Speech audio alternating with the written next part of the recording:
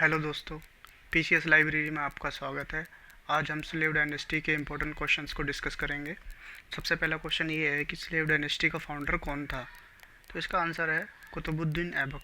1206 ईस्वी में ये सुल्तान बना स्लेव डायनेस्टी का। अगले क्वेश्चन की तरफ हम बढ़ते हैं कि दिल्ली सल्तनत में लाख बख्श किसे कहा जाता है। तो इसका आंसर है कुतुबुद्दीन ऐबक। कुतुबुद्दीन ऐबक बहुत ही काइंड नेचर का था और ये डोनेशन बहुत ज़्यादा करता था, जिसकी वजह से इसे लाख बख्श कहा जाता है। अगले क्वेश्चन ये है कि 2.5 दिन का झोपड़ा क्या है। तो ये एक मस्जिद है जो कि ऐबक ने बनाई थी, अजमेर में बनाई थी ये। अगला क्वेश्चन की तरफ बढ़ते हैं कि कुतुब मीनार को बनाने में निम्नलिखित में से किसका कंट्रीब्यूशन नहीं था। तो इसका आंसर है गयासुद्दीन तुगलक। कुतुबुद्दीन ऐबक ने कुतुब मीनार को बनाना शुरुआत की थी और इल्तुतमिश ने इसे पूरा किया था। उस टाइम ये 4 मंजिल का कुतुब मीनार था। फिर फिरोज शाह के टाइम पे चौथी मंजिल टूट गई थी, फिर इसने 2 मंजिल और ऐड करके इसे 6 मंजिल को बनाया और पूरा किया। अगले क्वेश्चन की तरफ हम बढ़ते हैं कि कुतुबुद्दीन ऐबक की कैपिटल का नाम क्या था। तो इसका आंसर है लाहौर, क्योंकि इसने लाहौर में ही जाके सुल्तान की उपाधि ली थी। वहाँ सुल्तान इसे बनाया गया था स्लेव डायनेस्टी का। तो इसका कैपिटल लाहौर है। अगले क्वेश्चन की तरफ हम बढ़ते हैं कि दिल्ली को अपना कैपिटल किसने बनाया स्लेव डायनेस्टी में से। तो इसका आंसर है इल्तुतमिश ने, क्योंकि कुतुबुद्दीन ऐबक ने लाहौर को अपनी कैपिटल बनाया था और वो दिल्ली को उसने नहीं बनाया था, और इल्तुतमिश ने दिल्ली को अपना कैपिटल बनाया।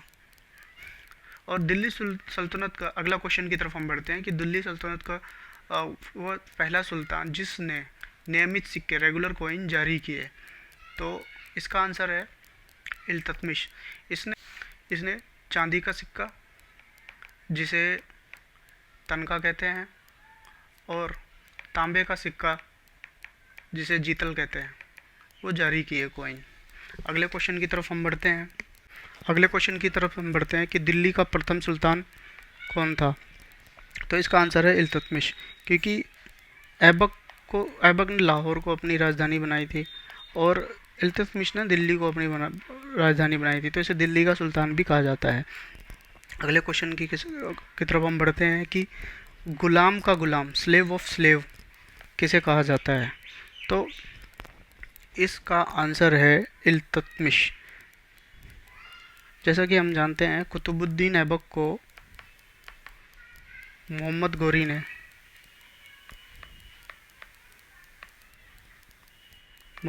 ने ख़रीदा था और कुतुबुद्दीन ऐबक ने इल्तुतमिश को ख़रीदा था। ये एक गुलाम था, तो इसे गुलाम का गुलाम कहा जाता है। अगले क्वेश्चन की तरफ हम बढ़ते हैं। First women ruler of medieval India, मध्यकालीन भारत की पहली महिला रूलर कौन है। तो इसका आंसर है रजिया सुल्तान। अगले क्वेश्चन की तरफ हम बढ़ते हैं कि चंगेज़ खान किस के रूल में इंडिया आया था या उसका डर उत्पन्न हुआ था। तो इसका आंसर है इल्तुतमिश। वह यूँ था कि चंगेज़ खान के डर से जलालुद्दीन मकबरनी सिंधु घाटी तक आया था। उससे डर के सिंधु घाटी तक आया था इल्तुतमिश से मदद मांगने के लिए, लेकिन चंगेज़ खान ने अपना दूत भेजा और इल्तुतमिश से मना कर दिया कि ये हेल्प ना करे। तो वो इल्तुतमिश ने मकबरनी की हेल्प नहीं करी थी। अगले क्वेश्चन की तरफ हम बढ़ते हैं कि थ्योरी ऑफ किंगशिप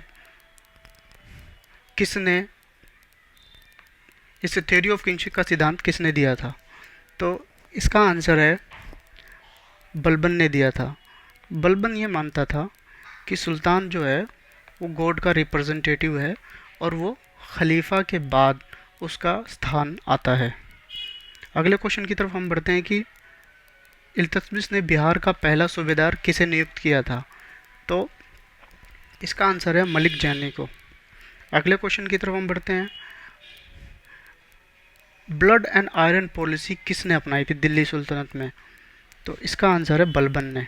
अगले क्वेश्चन की तरफ हम बढ़ते हैं कि फारसी फेस्टिवल नवरोज की शुरुआत इंडिया में किसने की थी? तो इसका आंसर है बलबन ने। बलबन क्या था, ईरान के बादशाह से बहुत प्रभावित था, तो उसने ईरान की जो परंपराएं थी, जैसे सिजदा, इसका मतलब ये है कि ज़मीन पे लेटकर अभिवादन करना राजा को, पाबोस यानी सुल्तान के पैर चूमना, पैरों को चूमना, तो ये सब प्रथाओं की शुरुआत बलबन ने करी थी। अगले क्वेश्चन की तरफ हम बढ़ते हैं कि कौन सा स्टेटमेंट बलबन के बारे में ट्रू नहीं है? थ्योरी ऑफ नियाबत खुदाई, और ऑप्शन बी है कि इक्तादारी सिस्टम इसने इंट्रोड्यूस किया था, सी है कि तुर्के चहलगानी को एलिमिनेट इसने किया था, और डी है कि बंगाल के विद्रोह को ख़त्म इसने किया था। तो इसका आंसर है जो ट्रू नहीं है वो है इक्तादारी सिस्टम, कि ये इक्तादारी सिस्टम इल्तुतमिश ने शुरुआत करी थी, और इसने थ्योरी ऑफ नियाबत खुदाई का मतलब ये है कि सुल्तान जो है गॉड का रिप्रेजेंटेटिव है, ये इसने दी थी। और तुर्क चहलगानी यानी ये 40 लोगों का एक ग्रुप था जो बहुत भी पावरफुल था और सुल्तान के कार्यों में इंटरफेयर करता था, तो इनके पावर को समाप्त किया इसने। और बंगाल के टाइम पे बंगाल में 1289 ईस्वी में रिवोल्ट किया था तुगरिल खान ने, तो उसको रिवोल्ट को उसने दबाया और तुगरिल खान को तुगरिल खान को मार दिया। अगले क्वेश्चन की तरफ हम बढ़ते हैं कि किस सुल्तान ने गढ़ मुक्तेश्वर की मस्जिद की दीवारों पर अपने शिलालेख में स्वयं को खलीफा का सहायक कहा? तो इसका आंसर है बलबन।